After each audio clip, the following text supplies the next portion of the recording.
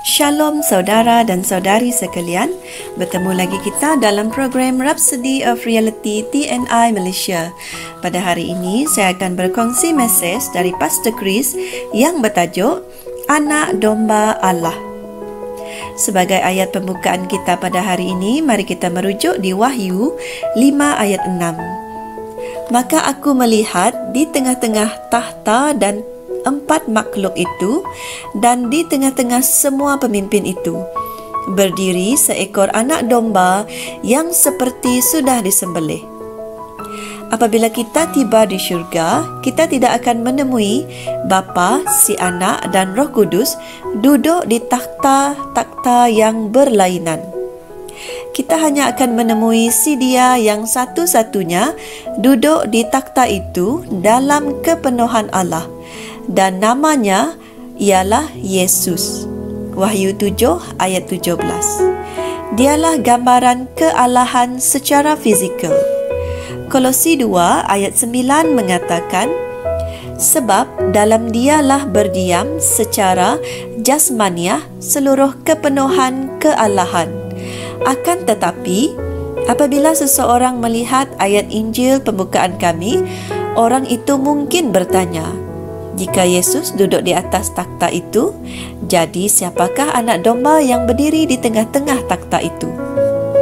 Dalam mempelajari kitab Wahyu, kamu harus mengerti bahawa penglihatan kenabian dan wahyu sering diberikan dan disampaikan dalam bentuk simbol. Begitu juga dengan penulis kitab ini, iaitu Yohanes menyampaikannya. Anak domba itu adalah suatu simbolik. Yohanes tidak mengatakan bahawa dia melihat seorang lelaki, tetapi anak domba yang melambangkan Yesus Kristus. Ini melambangkan hubungan Bapa dengan Yesus. Ia melambangkan ciri-ciri sikap dan kerendahan hati Yesus. Kita dapat mempelajari tentang kerendahan hatinya dengan lebih banyak dalam Filipi 2 ayat 5 hingga 9. Dia yang meskipun pada dasarnya adalah satu dengan Allah dan sama dalam rupa Allah, yang memiliki kepenuhan sifat yang menjadikan Allah adalah Allah, dia tidak menganggap persamaan dengan Allah itu adalah sesuatu yang harus dipertahankan. Dia mengosongkan dan merendahkan dirinya dengan lebih rendah dan taat sampai mati, bahkan sampai mati di kayu salib. Oleh itu, kerana dia merendahkan dirinya dengan begitu rendah, Allah telah meninggikan dia dan menganugerahkan kepadanya nama di atas segala nama. AMPC. Ingatlah kata-kata Nabi Yesaya yang juga memperlihatkan kerendahan hati dan ketaatannya. Dia ditindas dan dia disensarakan, tetapi dia tidak membuka mulutnya, seperti anak domba yang dibawa ke pembantaian, dan seperti induk domba kelu di hadapan orang yang mencukur bulunya. Demikianlah dia tidak membuka mulutnya. Yesaya 53 ayat 7. Sejak dari permulaan dunia ini, telah tertulis bahawa Yesus adalah anak domba yang sudah disembelih. Wahyu 13 ayat 8. Untuk dosa-dosa semua manusia. Yohanes Pembaptis memanggil dia anak domba Allah dalam Yohanes 1 ayat 29. Dan Petrus dalam suratnya mengatakan hal yang sama dalam 1 Petrus 1 ayat 19. Dan sekarang Allah telah mentakhtakan kita bersama dengan Dia, yaitu Kristus, di syurga. Kita didudukkan bersama dengan Dia. Efesus 2 ayat 6. Dan melalui kita, Dia menunjukkan kekayaan rahmat, kemuliaan dan kuasanya yang berlimpah-limpah. Terpujilah namanya selama-lamanya. Haleluya. Baiklah saudara, marilah bersama-sama dengan saya untuk berdoa. Ya Bapa, terima kasih kerana Tuhan Yesus telah membayar harga yang tertinggi bagi dosa yang telah diakibatkan oleh manusia sendiri. Kini, melalui Anak Domba Allah, Yesus Kristus telah mengorbankan dirinya untuk kita, dan aku telah dibebaskan daripada dosa untuk menjalani kehidupan yang penuh kemenangan di dalam Kristus. Ditakhtakan bersama dengannya di syurga dan didudukkan bersama dengannya dalam kekuatan, kekuasaan dan penguasaan.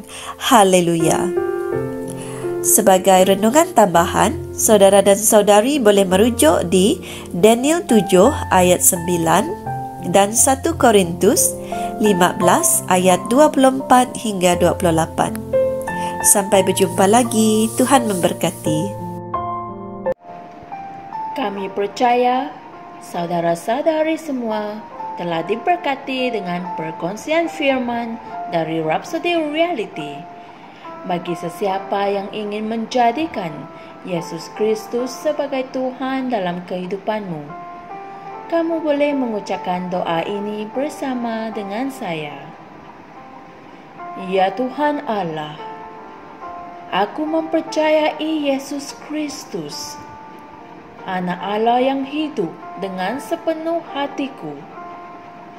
Aku percaya Dia telah mati untukku, dan Allah telah membangkitkan Dia dari kematian. Aku percaya Dia hidup hari ini. Aku mengaku dengan mulutku bahawa Yesus Kristus adalah Tuhan dalam hidupku mulai dari hari ini. Melalui Dia dan di dalam nama-Nya, aku mempunyai kehidupan yang kekal. Aku telah dilahirkan semula. Terima kasih Allah kerana menyelamatkan jiwaku.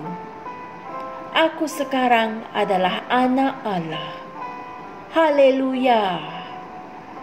Tahniah. Sekarang kamu telah menjadi anak Allah. Untuk apa-apa sebarang pertanyaan atau untuk mendapatkan lebih banyak maklumat mengenai bagaimana untuk bertumbuh sebagai seorang Kristian, anda semua boleh hantar mesej di akaun Facebook kami atau email kami di tni.msia@gmail.com. Sekali lagi, tni.msia@gmail.com. Tuhan berkati anda semua.